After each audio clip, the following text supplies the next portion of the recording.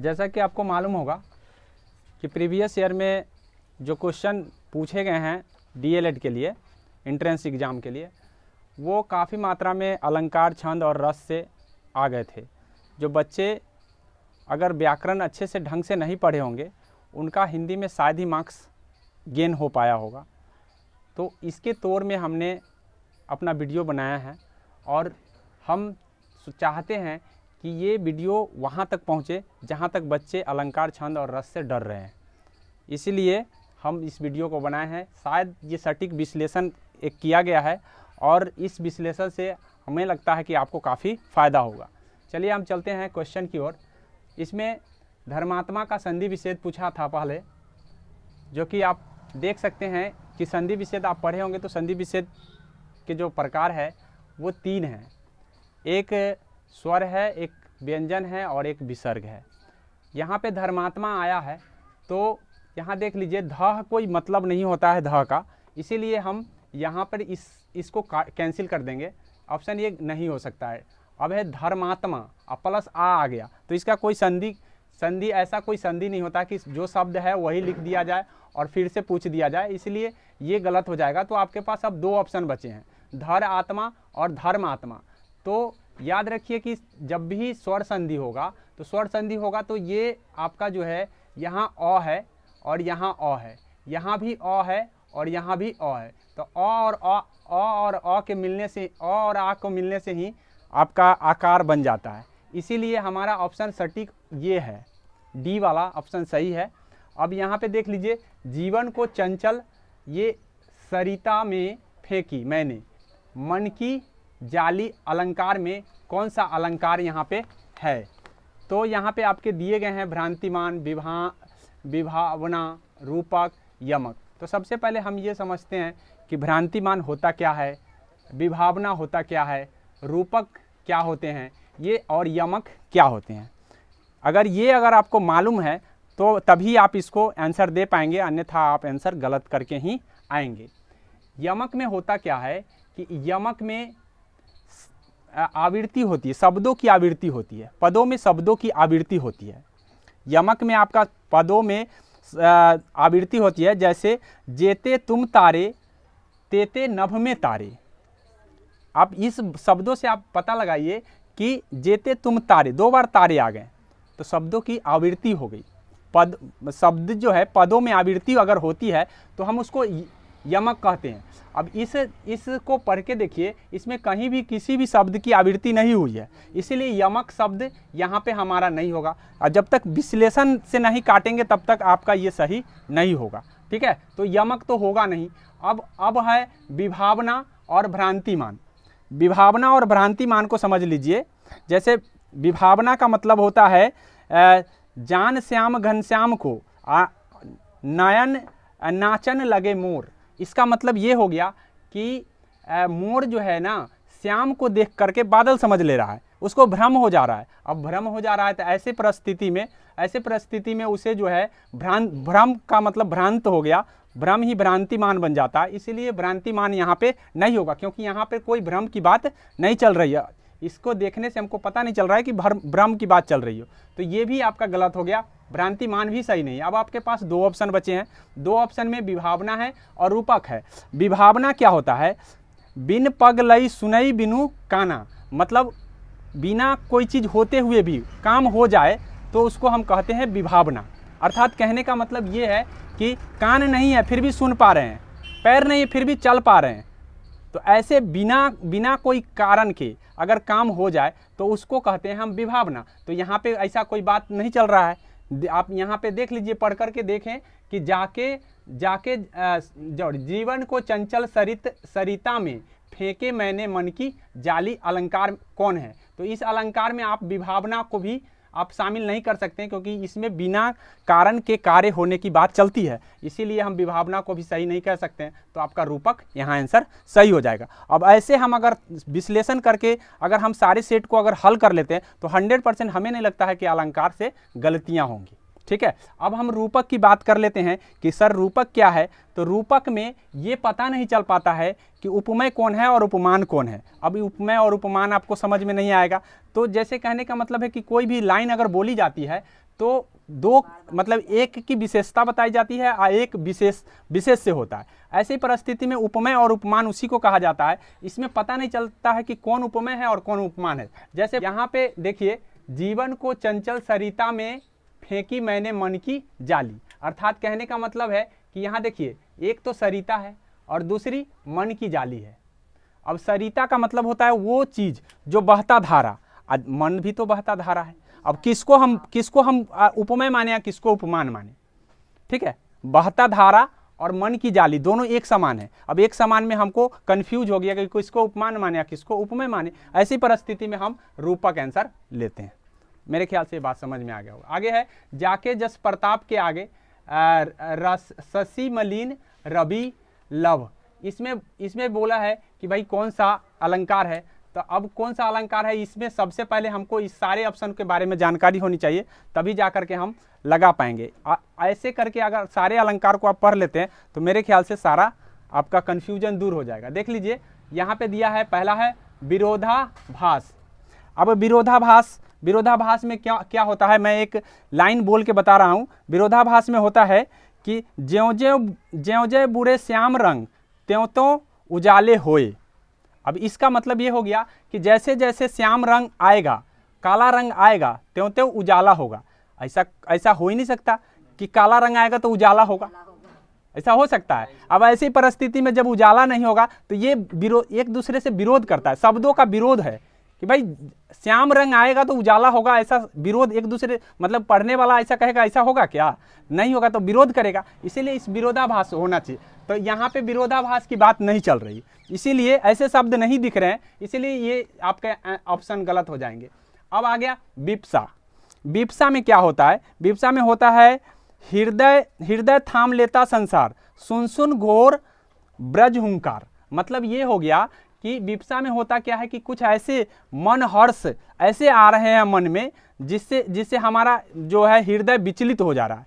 तो हृदय विचलित होने की बात भी इसमें नहीं चल रही है। बोले जाके जस प्रताप के आगे शशि मलिन रवि लव, यानी इसमें ये विप्सा की बातें भी नहीं चल रही है। आगे आप देख लीजिए, अन्योक्ति है और व्यक्तिरेक है। अब अन्योक्ति और व्यक्तिरेक को अगर हम समझे तो अन्योक्ति के बारे में समझ लीजिए, फूलों के आसपास रहता फिर भी कांटे उदास रहता। अब फूलों के आसपास रहता और फिर भी कांटे उदास रहता, यानी कहने का मतलब ये है कि कोई, हम कह रहे हैं फूल के बारे में, किसके बारे में? फूल के बारे में, लेकिन ये फूल की चर्चा नहीं चल रही। ये एक प्रकार का वाणी हो गया जो हम मनुष्य पर बोलते हैं कि मनुष्य खुशहाली में है फिर भी दुख में है। अब ये मनुष्य मतलब पैसे ही पैसे हैं उसके पास, लेकिन वो दुख में है। तो ऐसे लक्षणों से हम उसको हम क्या कहते हैं? अन्योक्ति कहते हैं। क्या कहते हैं? वो ऐसे लाइनों को हम अन्योक्ति कहते हैं। तो ऐसा लाइन इसमें नहीं है। अब लास्ट में आपके पास एक ही ऑप्शन बच गए हैं, व्यक्तिरेक। तो व्यक्तिरेक आंसर सही हो जाएगा। क्या अगर ऐसे पढ़ लेंगे तो गलती होगा? नहीं होगा, कभी गलती नहीं होगा। ठीक है, क्या नहीं? यहाँ पे देख लीजिए, जाके जस प्रताप के आगे शशि मलिन रवि लव। हम अभी बता रहे हैं व्यक्तिरेक क्या होता है, ये जान लीजिए। व्यक्तिरेक में होता क्या है ये भी हम बता रहे हैं। चांद कलंकी वह नीलंकु, चांद कलंकी वह नीलंकु, अर्थात कहने का मतलब है दूसरों की तुलना अगर दूसरों से किया जाए, प्रताप की तुलना मलिन से किया, कह रहा है एक तरफ जस से क्या होता है? प्रताप मिलता है, और शशि से मलिनता मिलती है। यानी कहने का मतलब दूसरों की तुलना, प्रताप की तुलना मलिनता से कर दे, ये ठीक नहीं है। ठीक है, प्रताप की तुलना मलिनता से कर दे, प्रतापी तो प्रतापी होता है, अब मलिन तो मलिन ही होता है। इसलिए एक दूसरे की जब तुलना कर दे तो ऐसी को हम व्यक्तिरेक कहेंगे। क्या कहेंगे? व्यक्तिरेक। तो मेरे ख्याल से ये बात आपको समझ में आ गया होगा। ओके, आगे है निम्न में भाववाच्य। तो आप अगर वाच्य पढ़े होंगे तो 3 तरह का वाच्य होता है। एक होता है कर्तृवाच्य, एक कर्मवाच्य, एक भाववाच्य। तो भाववाच्य में वैसा होता है जिससे कोई कार्य होने का, यानी कहने का मतलब है कि जो करता है वो कर रहा है, लेकिन वो करने का बोध उससे नहीं, मतलब उसे हो नहीं पा रहा है। यानी कहने का मतलब है कि उसमें न कर्ता न कर्म की भागीदारी हो, एक भावना की भागीदारी हो। तो भावना की भागीदारी किसमें पता चलता है? देखिए, राम से चला नहीं जाता, तुलसी ने विनय पत्रिका लिखी। तो तुलसी तो है ना, यहाँ पे काम करने का काम तुलसी कर रहा है, तो कर रहा है। अब यहाँ देखिए, पुस्तक महंगे दाम पर खरीदी गई। अब यहाँ पे देखिए किसको खरीदा गया, काम क्या हो रहा है खरीदने का, पुस्तक तो कर्म है, यहाँ करता है, और यहाँ पे राम से चला नहीं जाता, काम हो ही नहीं रहा, एक भावना व्यक्त कर रहा है। तो ऐसी परिस्थिति में ये हो जाएगा, कौन हो जाएगा, भाववाच्य हो जाएगा। आगे देख लीजिए, सुमार्ग का अर्थ है, सुमार्ग आप एक दिया था, एक दिया है यहाँ पे, दुर्योधन को समझाने को, भीषण विध्वंस बचाने को, भगवान हस्तिनापुर आया, पांडव सदी संदेश लाए। आगे लिखा है, लास्ट में लिखा है, तो दे दो केवल 5 ग्राम, रखो अपनी तमाम, वही खुशी से खाएंगे, अपरिजन पर हंसी न उठाएंगे। दुर्योधन वह भी दे न सका, आशीष समाज ले न सका, उल्टे हरि को बांधने चला, जो था असहाय साधने चला। ठीक है, जब नाश मनुज पर छाता है, पहले विवेक मर जाता है। अब यहाँ पे एक शब्द का चर्चा किया गया है, मैत्री की राह बताने को और सबको सुमार्ग पर लाने को। तो सबको सुमार्ग पर मैत्री करेंगे तो सुमार्ग का मतलब एक अच्छा रास्ता पर लाएंगे, अच्छे रास्ता पर। तो अच्छे रास्ता किसका बोध हो रहा है, टेढ़ा रास्ता का अच्छा होगा नहीं, निकट रास्ता का अच्छा होगा नहीं, ये तो नन ऑफ दी जाए, तो यही हो जाएगा आंसर। आगे समझ में आगे ना, तो इस तरह से हमको सुमार्ग का मतलब क्या है, तो यहाँ पे सही रास्ता लाने की बात, थोड़ा सा श्लोक पढ़ेंगे तब आपको पता चल जाएगा कि कौन सही होगा कौन गलत। तो मेरे ख्याल से ये भी गलती अगर इस तरह से करते तो गलती होने की संभावना बिल्कुल 0 हो जाती है। ठीक है, अशुद्ध वाक्य देखना है। अब अशुद्ध वाक्य में आपको सारे, जब तक हिंदी व्याकरण में आप सारे ऑप्शनों को एनालिसिस नहीं करते हैं 100%, उसमें 50% आपको गलती होने की चांसेज रहती है। अगर आप सभी ऑप्शनों को अगर एनालिसिस कर दे रहे हैं तो मेरे ख्याल से नहीं लगता है कि वो गलती होने की संभावना मतलब ज़्यादा रहेगी, कम ही रहेगा। यहाँ देखिए, यहाँ बोला है लड़का पीटता है, अशुद्ध वाक्य को ढूंढना है। मैं शीतल जल पी रहा हूँ, वह बस में यात्रा कर रहा है और पंडित जी ने भक्तों को कथा सुनाई। तो या ध्यान रख लीजिए, ज़्यादातर जो यहाँ पे दिया है वह लड़का पीटता है, ऐसा शब्द सुनने में ओड लग रहा है। ठीक है, ऐसा ही शब्द पीटता नहीं है, वह लड़का पिटाता है हो जाएगा। ठीक है, वह लड़का पिटाता है, ये शब्द सही होगा। ठीक है, अब पीटता नहीं है, ये गलत हो जाएगा। ठीक है, यहीं पे अशुद्ध मिल गया है। ऐसे यहाँ देख लीजिए, और भी ऑप्शनों को देख लेना है। मैं शीतल जल पी रहा हूँ, तो बिल्कुल सही है, पी रहा हूँ। ठीक है, और बस क्या है, वह बस से यात्रा कर रहा है, तो सही है, ये सारे सही है। आगे शुद्ध वाक्य को देखना है। शुद्ध वाक्य में यहाँ देखिए, राम ने श्याम पर कठोर कुठारघात किया। तो ये देख लीजिए, कुठारघात शब्द ही एक कठोरता को बताता है, तो कठोर शब्द फालतू में है। ठीक है, कठोरता को बताता है कुठारघात, इसीलिए कठोर शब्द फालतू में, इसलिए गलत है। हमको शुद्ध ढूंढना है, गलती वाला तो मिल गया, ये गलत है। आगे लिखा है, आगे यहाँ पे देख लीजिए, यहाँ इस समय उनकी आयु 40 वर्ष की है। ऑलरेडी 40 की है होगा वर्ष, जब हम 40 ऑलरेडी बोल रहे हैं तो ऑलरेडी वर्ष बोलने की जरूरत नहीं होती है। ठीक है, यहाँ पे जनरली अधिकतर लोग गलती यही करते हैं कि 40 वर्ष की है, ये गलती हो गया। ठीक है, आगे है, आगे एक ऑप्शन यहाँ है, इसके बाद वापस लौट आया। अब वापस देखिए, वापस होता है तो फिर उसी का मतलब लौटना भी होता है, तो वापस और लौटना एक साथ नहीं आते हैं, या तो वापस होगा नहीं तो लौटना होगा, तो इसीलिए ये गलत है। तो जब गलती हमको मिल गया तो सही वाला कौन हो जाएगा, लास्टली। ठीक है, ये हमको नहीं भी आता है तब भी हम सही कर लेंगे, हमको पता नहीं है तब भी सही कर लेंगे। आगे समझे, लेकिन हमको गलती पकड़ने आना चाहिए। तो ये चीज़ मैंने पढ़ाया है अच्छे से। अगर आप कहेंगे तो हम, अगर अच्छी वीडियो अगर आगे चली तो हमें लगता है कि हम एक मतलब पूरी चीज़ को हम एनालिसिस सब्जेक्ट वाइज कर देंगे। आगे देख लीजिए, मतलब चैप्टर वाइज। आगे है, आया प्रजापति निकेतन पास उधो, पूरा प्रसार करती करुणा, जहाँ थी छंद बताए।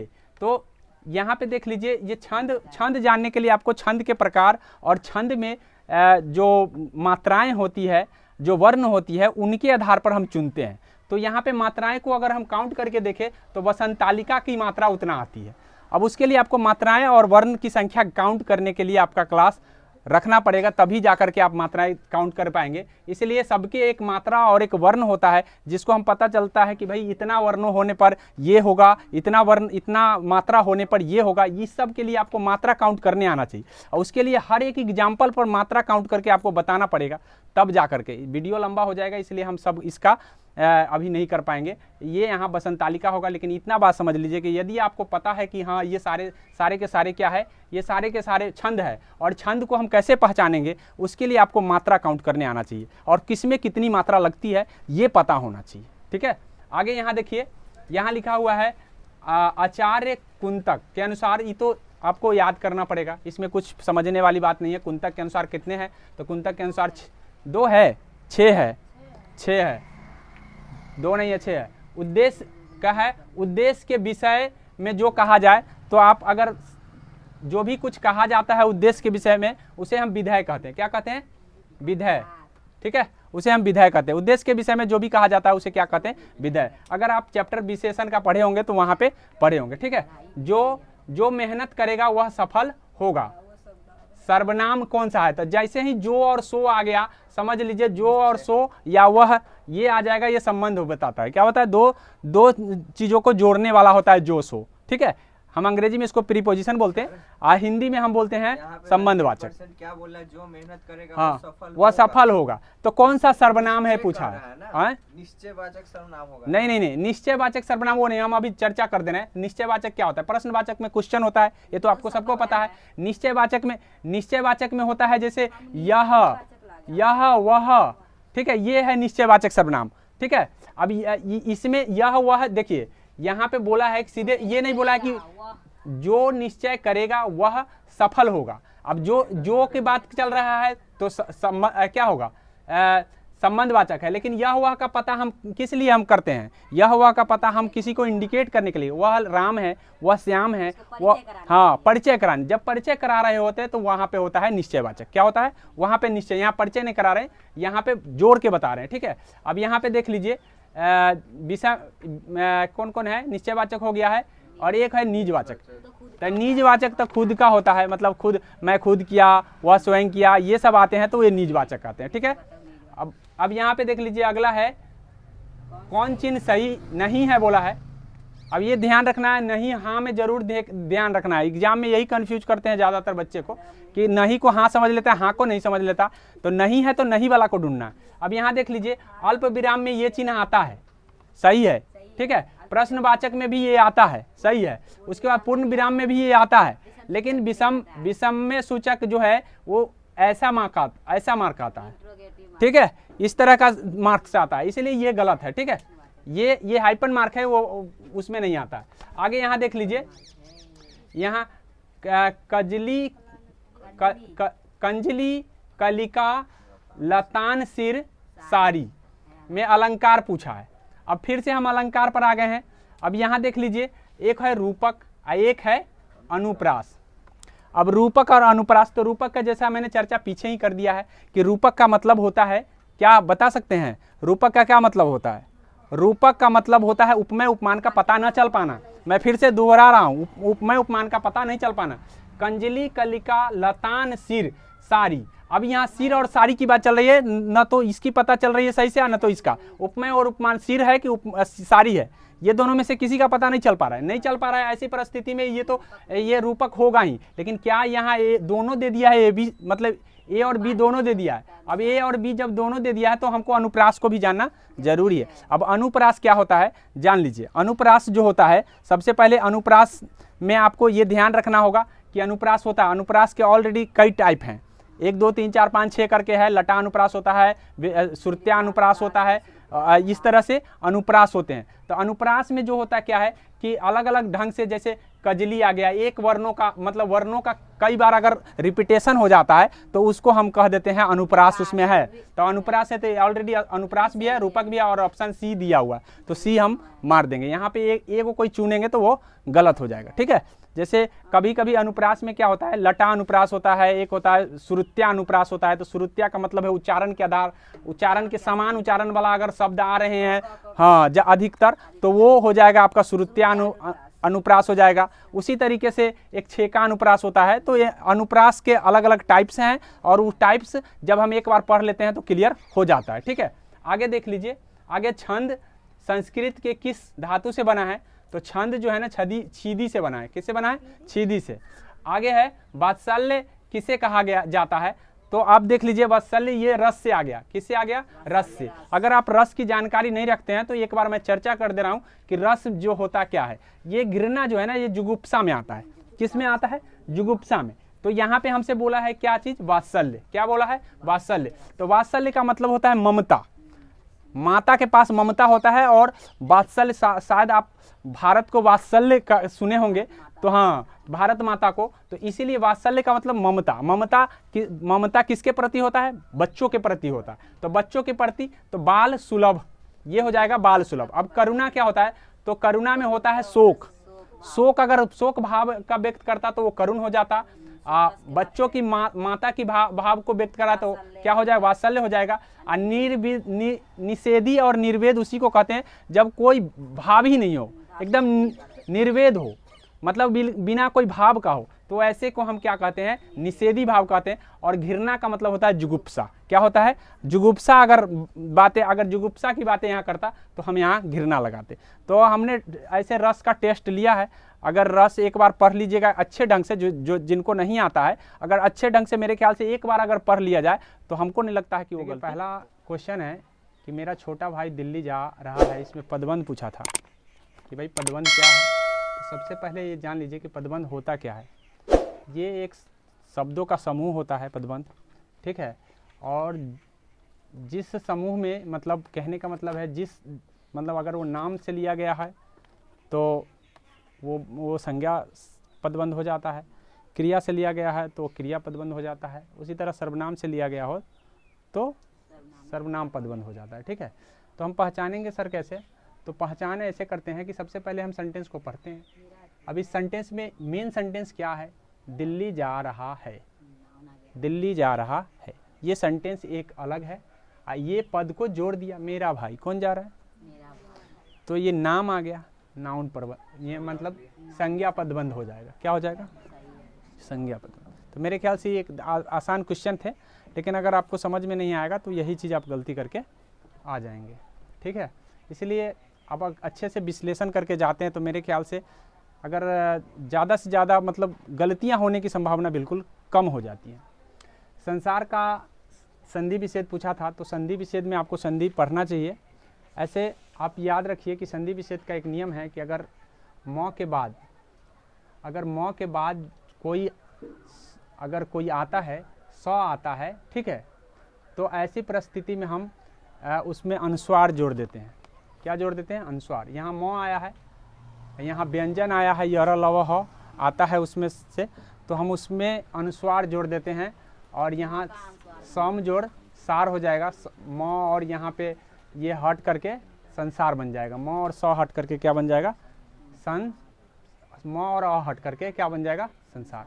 तो इस तरह से हम सम जोड़ सार, यही सही है। हालांकि ये देखिए सम जोड़ सार यहाँ भी लिखा है, लेकिन हलंत होना चाहिए, ये ध्यान रखेंगे, ठीक है।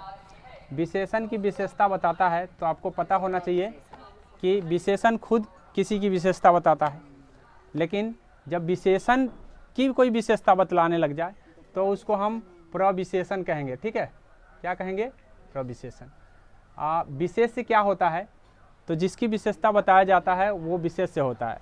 जैसे राम अच्छा लड़का है, तो राम की विशेषता क्या है? कि वो अच्छा है, और राम क्या हो जाएगा? विशेष से हो जाएगा। इस तरह से आगे पूछा जा सकता है कि राम अच्छा लड़का है, बताइए कि इसमें विशेष से कौन है? तो राम हो जाएगा। विशेषण कौन है? तो अच्छा है। इस तरह से जो किसी को हम कुछ कह सकते हैं वो विशेषण है, और जिसको कहे हैं वो विशेष से है। जैसे राम अच्छा लड़का है, तो राम को हम क्या कह दिए? अच्छा। तो अच्छा क्या हो गया? विशेषण। वही अगर हम पूछे कि राम क्या है, तो राम विशेष से है, क्योंकि राम को हमने कहा। आ गया समझ में? तो विशेष से और विशेषण में यही फर्क होता है। यहाँ पे विशेषण की विशेषता पूछा था, और उसके बाद है एक सर्वनामिक विशेषण, अर्थात जब सर्वनाम विशेषण बन के आ जाए तो हम उसे सर्वनामिक विशेषण कहते हैं। फॉर एग्जाम्पल, जैसे अगर यह लड़का अच्छा है, अब यह शब्द जो है ना लड़का से पहले आया, और जब भी कोई नाम से पहले कोई शब्द आता है वो विशेषण होता है, ठीक है, विशेषण होता है। तो ऐसी परिस्थिति में हम उसे सर्वनामिक विशेषण कहते हैं, ठीक है। अब आपको मेरे ख्याल से सर्वनामिक विशेषण भी समझ में आ गया होगा कि सर्वनामिक विशेषण क्या है। जैसे यहाँ पे हम अगर लिख दें कि यह लड़का अच्छा है, यह लड़का अच्छा है। अब यहाँ पे देख लीजिए, यह जो है यह आया लड़का से पहले, नाम से पहले, और नाम से पहले जो भी आता है वो विशेषण होता है। लेकिन अगर वो सर्वनाम के रूप में है तो वो सर्वनामिक विशेषण कहे जाते हैं। तो मेरे ख्याल से ये डाउट क्लियर हो गया कि जो भी नाम के पहले अगर यह वह आता है तो इसका मतलब वो विशेषण है, ठीक है। और उस विशेषण का नाम क्या है? सर्वनामिक विशेषण। अब विशेषण क्या है मैं ऑलरेडी बता दिया हूँ। जब हम किसी को कुछ कह सकते हैं कि वह गरीब है, तो गरीब है तो इसका मतलब हम किसी व्यक्ति को अगर हम कुछ कह दे तो वो कहा हुआ चीज़ विशेषण बन जाता है। जैसे कह दी वो अच्छा है, वो मोटा है, वो छोटा है, वो पतला है, वो दुबला है, मतलब हम किसी को जो भी कुछ कह सकते हैं वो सारे के सारे क्या है? विशेषण है। तो मेरे ख्याल से विशेषण की बात समझ में आ गई है। ऐसे विशेषण आप पढ़ेंगे तो एक बार अगर देख लेंगे तो मेरे ख्याल से समझ में आ जाएगा। आगे यहाँ देख लीजिए, वह आता दो टुक कलेजे को करता, पछताता पछताता पथ पर, ठीक है, पछताता पथ पर पछताता। यानी कहने का मतलब है कि इसमें बोला है कि अलंकार क्या है, क्या है अलंकार कौन सा है। तो जैसा कि मैं पिछले ही वीडियो में आपको बताया हूँ कि अलंकार को कैसे हम ढूंढते हैं। तो यहाँ पे देख लीजिए, यहाँ पे दिया है संदेह, पहले दिया है क्या दिया है? संदेह। अब संदेह में क्या होता है? संदेह में क्या होता है कि अनिश्चितता होती है। अनिश्चितता का कहने का मतलब है कि एक हम मतलब एक हम शब्द बोल रहे हैं, जैसे सारी बीच नारी है या नारी बीच सारी, सारी बीच नारी है या नारी बीच सारी, मतलब सारी के अंदर में नारी है कि नारी के अंदर में सारी है। ये चीज़ अगर हम, ये शब्द जब हम बोलते हैं तो हमें पता नहीं चल पाता है कि भाई कौन उपमेय है कौन उपमान है। मतलब उपमेय उपमान में अनिश्चितता हो गई, और जब अनिश्चितता आ गई तो ऐसी परिस्थिति में हम उसे क्या कह देते हैं? संदेह कह देते हैं। लेकिन ऐसी इसमें बात नहीं है, संदेह की कोई बात यहाँ पे नहीं चल रही, इस तरह के शब्द यहाँ पे नहीं दिख रहे हैं, इसलिए ये वाला आपका नहीं होगा। अब उसके बाद है विषयोक्ति। विषयोक्ति में क्या होता है? दो, जैसे दो दो मेघ बरसते, दो दो मेघ बरसते मैं प्यासी की प्यासी, अर्थात कहने का मतलब है मेघ वर्षा हो गया, मतलब कारण हुआ लेकिन काम नहीं हुआ। इससे पहले हमने इससे पहले बताया था, इससे पहले कि कारण है, कारण के बिना काम हो गया। इससे पहले मैंने बताया, शायद आप लोग को याद होगा कि मैं कारण के बिना काम हो जाए, ये कौन सा अलंकार में हमने बताया था? याद है? याद है किसी को कि कौन सा अलंकार है जो कारण के बिना काम हो जाए? बताओ। नहीं पता है? थोड़ा सा देखना पड़ेगा, ढंग से देखना पड़ेगा कि मैंने बता दिया है कि वो कारण के बिना काम कैसे हो जा रहा है। और जैसे बिन पग हम चल सकते हैं, बोले हैं ना, बिन पग चल सकते हैं, और बिन कान हम सुन सकते हैं। तो कारण नहीं है, मतलब कारण नहीं है फिर भी काम हो गया। अब यहाँ पे देख लीजिए, यहाँ पे क्या है? कारण है लेकिन काम नहीं हुआ, वर्षा। हाँ बताए थे ना। यानी कहने का मतलब इस तरह से कारण के बिना अगर काम नहीं होता तो वो हम विषयोक्ति इसको कहते हैं। कारण हो गया, काम नहीं हुआ, वर्षा हुआ, प्यास नहीं मुझी, तो इसका मतलब है विषयोक्ति हो गया। क्या हो गया? विषयोक्ति। हालांकि एक बार वीडियो अगर देखिएगा तो समझ में आ जाएगा, क्लियर हो जाएगा कि हाँ कौन विषयोक्ति है कौन क्या है। इसीलिए हम इसको क्या है आपको वीडियो के माध्यम से दे रहे हैं कि ये जैसे ही दोबारा आप देखेंगे तो आपको दोबारा देखने के बाद, सुनने के बाद क्लियर हो जाएगा, ठीक है। तो विषयोक्ति हो गया। अब यहाँ है समासोक्ति। क्या है? समासोक्ति। मिलहु सीख हम तहमा जाई, और जहमा जाई पुनि अबहु नहीं। कहा है कि मिलहु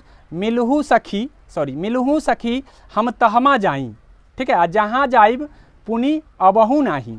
अर्थात कहने का मतलब है कि मिलने की भी बात कह रहा है और जहाँ जाएंगे वहाँ आने की नहीं बात कर रहा है। अब ऐसे में प्रस्तुत में अप्रस्तुत की बातें आ गई, माने प्रस्तुत करो अप्रस्तुत रहो, बातें आ गई ना। और जब प्रस्तुत और अप्रस्तुत की बातें जब आ जाती है तो हम उसको कहते हैं समासोक्ति। क्या कहते हैं? आगे समझ, समासोक्ति इसी को कहते हैं। अगर दो बार आप वीडियो अगर देख लेते हैं और जब क्वेश्चन को हल करने चलेंगे तो हमारा ख्याल से लगता नहीं है कि आपको याद नहीं होगा, 100% याद हो जाएगा और अलंकार के डर आपके मन से खत्म हो जाएंगे, ठीक है। तो ये समासोक्ति मैंने बता दिया। तो समासोक्ति की बातें यहाँ नहीं चल रही, यहाँ देख लीजिए, वह आता दो टूक कलेजे को करता, पछताता पथ पर पछताता। यहाँ थोड़ी प्रस्तुत अप्रस्तुत की बातें चल रही है, नहीं कर रहा। इसीलिए आपके ये तीनों आंसर, अगर ये तीनों क्या है, ये तीनों के तीनों अगर गलत हो गए तो आप बताइए सही कौन होना चाहिए? स्वभावोक्ति। और ये स्वभावोक्ति इसका आंसर सही होगा। अब स्वभावोक्ति में क्या होता है सर? तो स्वभावोक्ति में स्वाभाविक क्रिया होती है। यहाँ देखिए, यहाँ का स्वाभाविक है, कहते वह आता दो टूक कलेजे को करता और खुद ही पछताता। सब काम अपने करता है, स्वभाव अपने स्वभाव से कर रहा है सब। तो इसीलिए ऐसे को हम स्वभावोक्ति कहते हैं। आगे समझ में, मेरे ख्याल से आगे होगा। आगे देख लीजिए, प्रतिदिन प्रति नदी में पाउन बोरियों, प्रति नदी में पाउन बोरियों। अब इसमें अलंकार ढूंढना है, पूरा वाक्य दिया नहीं है। अब इसमें अलंकार हम कैसे ढूंढेंगे? यहाँ अब हम यहाँ बिना काटे ऑप्शन को हम कभी सही नहीं कर सकते। यमक, यमक में हमने बताया कि शब्दों का क्या होता है, शब्दों का क्या होता है, मतलब पद में आवृत्ति होती है। आवृत्ति नहीं हुई है इसमें, क्या आवृत्ति हुई है? किसी शब्द किसी पद की आवृत्ति हुई है? नहीं हुई है। यमक गलत है, यमक नहीं होगा, ठीक है। अब लक्षणा, लक्षणा है, उपमा है। तो लक्षणा तो आपने पढ़ा नहीं है, पढ़ा नहीं अलंकार में।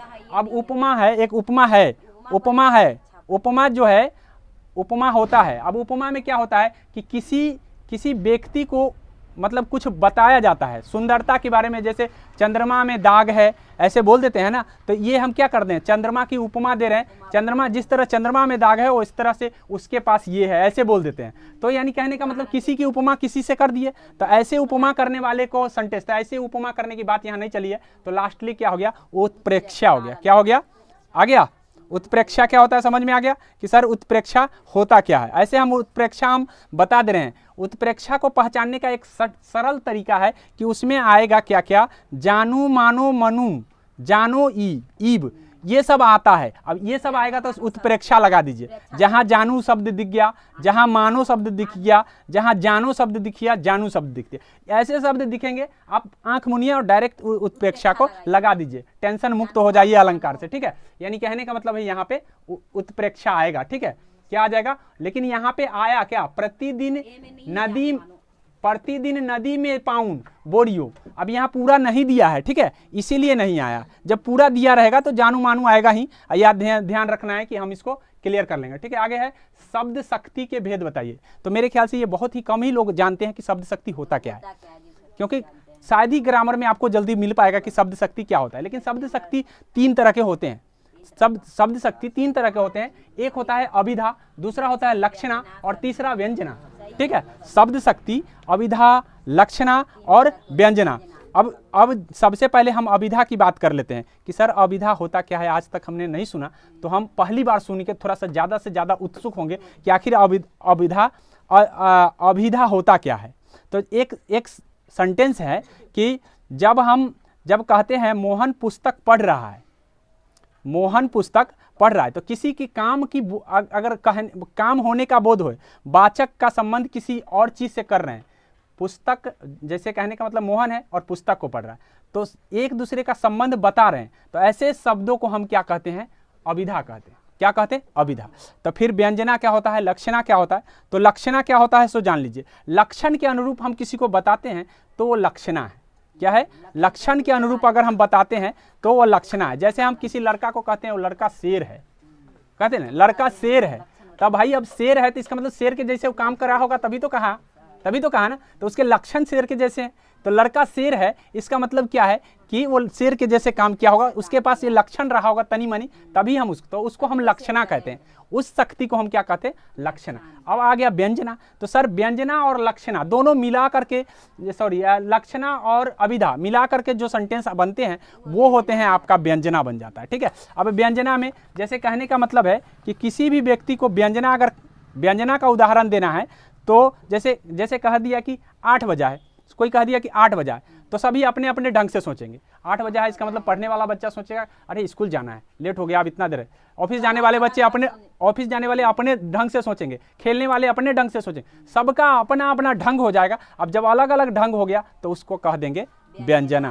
क्या है वो? व्यंजना। ऐसे याद रखिए, अभिधा जो होता है लक्षणा, और अभिधा जो व्यंजना होता है अभिधा और इसका लक्षणा को मिला करके बनता है। ये ध्यान रख लीजिए। मेरे ख्याल से ये बात समझ में आ गया होगा, समझाने का पूरा कोशिश किया हूँ मैंने। आगे देख लीजिए क्या है। ये हो गया यज्ञशाला में बोला है, यज्ञशाला में कौन सा समास है। तो अब जब तक आपको इसको मतलब विच्छेद नहीं करने आएगा तब तक आप समझ नहीं पाएंगे। यज्ञशाला का मतलब होता है यज्ञ होने वाला घर। यज्ञशाला का मतलब जहाँ यज्ञ होता है वो घर को हम यज्ञशाला बोलते हैं। क्या बोलते हैं? या जगह को, उस जगह को यज्ञशाला बोलते हैं। अब इसका मतलब है कि एक पद उसमें प्रधान हो गया। कौन? घर जो है प्रधान हो गया। यज्ञ का घर प्रधान हो गया। जब एक पद प्रधान हो जाए, अब एक दूसरे से विशेषण नहीं है, तो इस परिस्थिति में वो तत्पुरुष बन जाता है। ठीक है, जैसे चिड़िया को मारने वाला चिड़ी मार बोलते हैं ना, चिड़िया को मारने वाला चिड़ी मार। तो ऐसी ही परिस्थिति में ये यज्ञशाला, यज्ञ की शाला, ठीक है, पाठशाला, पढ़ने की शाला, वो तत्पुरुष समास बन जाता है। तो यहाँ पे तत्पुरुष समास होगा। अब बात कर लेते हैं द्वंद्व की। तो सर दोनों पद इसमें प्रधान होता है, जैसे माता पिता, भाई बहन, जैसे समान शब्द दोनों प्रधान आ जाए तो इसका मतलब वो द्वंद्व होगा। और द्विगु में संख्यावाचक विशेषण पहले आना चाहिए, जैसे पंचवटी, ठीक है, पंचवटी, ये मतलब जो भी हो, चतुर्थांश, इस तरह से चार आ गए ना, चार भुजाओं वाले को चतुर्थांश बोलते हैं। तो इस तरह से हम कह देंगे कि उसमें संख्यावाचक विशेषण आएगा तो वो द्विगु बन जाएगा। और कर्मधाराएं तत्पुरुष समास ही हैं, लेकिन इसमें विशेष से और विशेषण आना चाहिए। जैसे नील कमल, क्या है, नील कमल, नीला है कमल जिसका, तो पहले विशेषण नीला आया। हम नीला किसके कह रहे हैं, उनके नीलकंठ, नीलकंठ देखिए, नीला है कंठ जिसका, होगा कि नहीं होगा। तो कंठ, जो कंठ कैसा है, नीला है, कंठ कैसा है, नीला है। तो हम इसको दो तरह में हम व्यक्त कर सकते हैं। अगर नीलकंठ का अर्थ कुछ दूसरा निकल गया तो हम उसको बहुब्रीहि कह देंगे। लेकिन क्या सर ये कर्मधाराय होगा, तो ऑफकोर्स कर्मधाराय भी है ये, क्योंकि नीला आ गया है और कैसा कंठ है, नील मतलब नीला कंठ है। तो इसलिए हम ऐसे को हम क्या कहेंगे, ये आपको पता चल गया कि ये नीला है कंठ, तो वो हो जाएगा कर्मधाराय। तो कर्मधाराय यहाँ नहीं है, यहाँ तत्पुरुष है, ठीक है। दुबला पतला को धारासी लिखा गया है, यहाँ दारासी होगा। क्या दारासी कहना शब्द शक्ति कैसा है, तो हमने बताया कि वह लड़का दारासी है, दारासी के जैसा होगा तभी तो हम, हाँ नहीं, व्यंजना तो होगा ही, लेकिन यहाँ पे दुबला पतला को कोई कहेगा, दुबला पतला को कोई दारासी कहेगा? दारासी तो अपने मजबूत हट्ठा कट्ठा था, तो हम हट्ठा कट्ठा जिसको देखेंगे उसी को ना दारासी कहेंगे। लेकिन ये बात देख लीजिए, हम इस यहाँ पे लगा देते हैं हम कि लड़का दारासी है, तो इसका मतलब लड़का को दारासी जैसा लक्षण होगा तभी तो वो लक्षणा हो जाता है। लेकिन लक्षणा यहाँ नहीं है, लड़का का लक्षण दुबला पतला है, तो दारासी कोई कहबे नहीं करेगा उसको। लेकिन अगर हम कह देते हैं तो कैसा बन जाएगा, वो व्यंजना बन जाएगा। क्या बन जाएगा, व्यंजन, हाँ व्यंजना बन जाए, ठीक है, वो व्यंजना हो गया। तो यहाँ पे क्या हो जाएगा, यहाँ पे आप देख लीजिए कि रस है, अलंकार है, अभिधा है, व्यंजना है। क्या है ये, व्यंजना है। ये शब्द शक्ति क्या है, व्यंजना है। काला अक्षर भैंस बराबर, तो ये तो आपको मुहावरा याद करना पड़ेगा, ज्यादा से ज्यादा मुहावरा। लेकिन हम अगर विश्लेषण के आधार पर करें तो याद रखिए, भैंस कोई अच्छा शब्द आ रहा है, नहीं आ रहा है, तो इसमें निगेटिव शब्द सही होंगे। यहाँ देखिए, ज्ञानी होना निगेटिव हो सकता है, नहीं। बुद्धिमान होना निगेटिव हो सकता है, नहीं। अच्छा, निरक्षर साक्षर होना निगेटिव हो सकता है, नहीं। तो निगेटिव एक ही अक्षर, इसलिए हम अंदाजी भी मारेंगे, नहीं भी आता है कुछ तो हम अपने दिमाग से लगा लेंगे। अगर हमने कभी नहीं भी पढ़ा तो ये ध्यान रखना है कि भैंस निगेटिव शब्द आ रहे हैं, भैंस किसी को बोलेंगे तो वो निगेटिविटी शब्द है, तो ऐसे में हम उसको पकड़ लेंगे, ठीक है। आगे देख लीजिए, आगे निम्न में भाववाची कौन है, तो मैंने भाववाची पीछे ही बताया था। अच्छा, सिर दर्द, चलिए सिर दर्द का देख लीजिए। तो सिर में दर्द है जिसको, क्या है, सिर दर्द, सिर में दर्द होना, सिर दर्द है, सिर में दर्द होना। तो यानी एक पद इसमें भी प्रधान आ गए, एक पद प्रधान आ गए तो तत्पुरुष हो जाएगा। क्या हो जाएगा, तत्पुरुष कहाँ है, यहाँ, ठीक है, तत्पुरुष आ गया। अब यहाँ देख लीजिए, निम्न में भाववाच्य कौन है, तो भाववाच्य मैंने बताया है जिसमें काम करने वाला न हो, कर्म भी ना हो, ठीक है, एक महसूस किया जाए, एक पता चले कि काम होने को है लेकिन हुआ नहीं है, ठीक है, ऐसे को हम भाववाच्य कहते हैं। लड़का खाता है तो लड़का तो खाता मौजूद है, खाने वाला, तो ये तो होगा नहीं, ठीक है। सीता नाचती है तो सीता भी करने वाला मौजूद है, इसलिए ये नहीं होगा। अब मैं पत्र लिखता हूँ तो ये भी मौजूद है, मैं हूँ ना पत्र लिखने वाला, तो आंसर कौन हो गया, नहीं आता है फिर भी हम सी आंसर, थोड़ी देर सो लिया जाए, ये हो जाएगा, ठीक है। अब यहाँ देखो, यहाँ मानो जानो, तो अभी हमने बताया मानो जानो कौन होता है, उत्प्रेक्षा, जिसमें ये शब्द आ जाए क्या हो जाएगा, उत्प्रेक्षा हो जाएगा, ठीक है। ले चला साथ में तुझे कनक ज्यों भिक्षुक लेकर स्वर्ण, ठीक है। यहाँ बोला है ले चला साथ में तुझे कनक ज्यों भिक्षुक लेकर स्वर्ण, ज्यों भिक्षुक लेकर स्वर्ण, तो मतलब ऐसे ले चला। यहाँ पे बोला है कि जानू मानू आ गया है, यही ना, नहीं ये तो है, यहाँ ले चला साथ, तो यहाँ पे क्या क्या ऑप्शन दिया है, रूपक दिया है, यमक दिया है, सलेश दिया है, उत्प्रेक्षा दिया है। अब यहाँ पे देख लीजिए, बोल रहा है कि ले चला साथ में तुझे, जैसे जैसे या कि जिस तरह से, जानो इस तरह से कि जैसे कि कौन है, भिक्षुक लेकर स्वर्ण चला है, कोई भिक्षा लेकर मतलब भिक्षा लेकर कोई स्वर्ण लेके चला है। लिया है क्या चीज, लिया है क्या चीज, कनक, लिया क्या है, कनक। ऐसा लग रहा है कि सोना लेके जा रहा है, तब मानो कि सोना लेके जा रहा है, तब मानो शब्द इसमें अर्थ से पता चला, तो क्या हो जाए, जानो मानो आता है तो क्या होता है, यमक हो जाएगा। मानो कि स्वर्ण लेके जा रहा है, उत्प्रेक्षा हो जाएगा। आगे समझ में कैसे पता चला, यहाँ पे बोल रहा है ले चला। देखो कोई भी चीज को शब्द को पढ़ोगे तब समझ में आएगा। यहाँ ले चला साथ मैं तुझे कनक, साथ में तुझे कनक, ज्यों भिक्षुक लेकर स्वर्ण, मतलब समझो कि वो भिक्षुक स्वर्ण लेके चल रहा है, मानो कि स्वर्ण लेके चल रहा है। अब ऐसी परिस्थिति में मानो जानो जब आ जाता है तो क्या आ जाएगा, उत्प्रेक्षा आ जाएगा। क्या आ जाएगा, यहाँ पे भी उत्प्रेक्षा।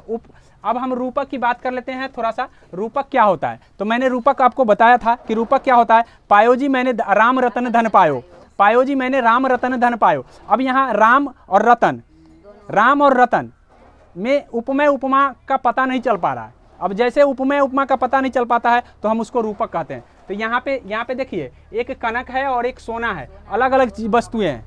कनक धतूर होता है, ठीक है, और सोना क्या है, सोना सोना होता है। तो अलग अलग वस्तुएं हैं, इसलिए यहाँ पे दोनों की बात अलग अलग है, इसलिए रूपक नहीं होगा। अब यहाँ पे यमक, यमक में बताया कि आवृत्ति होता है, कोई शब्दों का आवृत्ति है नहीं, यमक कट गया।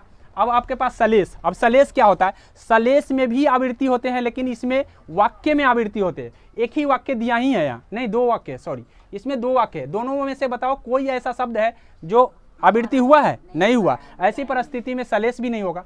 अब लास्ट में आपके पास ऑप्शन क्या बच रहे हैं, लास्ट एक ही उत्प्रेक्षा बच रहा है, तो हम काट करके भी बना सकते हैं। आगे समझ में, आगे है मन जीते मन हार कर, मन हारे मन जीत, ठीक है। अब शकील अनूठी रीत है, अलंकार में कौन होगा, रूपक होगा, यमक होगा, विरोधाभास होगा, सलेश होगा। तो विरोधाभास में हमने बताया है कि कोई चीज विरोध, मतलब कोई चीज बोलने के बाद विरोध हो। जैसे हमने विरोधाभास में उस समय ही आपको बताया था, ज्यों ज्यों बुरे श्याम रंग त्यों त्यों त्यों त्यों उजाले होए। जैसे जैसे श्याम रंग आएगा वैसे, तो ये बात अलग ढंग का बोल रहा है कि भाई एक तरफ कह रहे कि भाई काले रंग आएंगे, एक तरफ बोल रहा है कि भाई उजाला हो जाएगा। तो ये चीज संभव नहीं है, इसमें बातों में विरोध है। तो बातों में विरोध है तो विरोध करने वाली बात यहाँ पे नहीं चल रही। चले, मन जीते मन हार कर, मन ही हारे मन जीत, ठीक है, मन ही हारे मन जीत। शकील अनूठी रीत है, मत अब यहाँ पे ये एक चीज तो विरोधाभास कट गया। अब सलेश में बोला है आवृत्ति होगा, आवृत्ति हो रहा है क्या, नहीं आवृत्ति हो रहा है, आवृत्ति हो रहा है, नहीं हो रहा है। अब यहाँ पे देख लो, मन हारे मन, यहाँ पे मन दोनों बार मन हारने की बात चल रही है, ठीक है, दोनों बार मने की बात चल रही है, यहाँ भी मन की बात चल रही है, यहाँ भी मन नहीं पता चल रहा है, तो इसीलिए यहाँ रूपक हो जाएगा। उपमेय उपमान की पता नहीं चल पा रहा है, ठीक है। ऐसी परिस्थिति में यमक नहीं होगा, क्योंकि आवृत्ति नहीं है, विरोधाभास नहीं होगा, यहाँ भी आवृत्ति नहीं है, रूपक हो जाएगा, ठीक है। अब मेरे ख्याल से लग रहा है कि आपको ये बात समझ में आई होगी।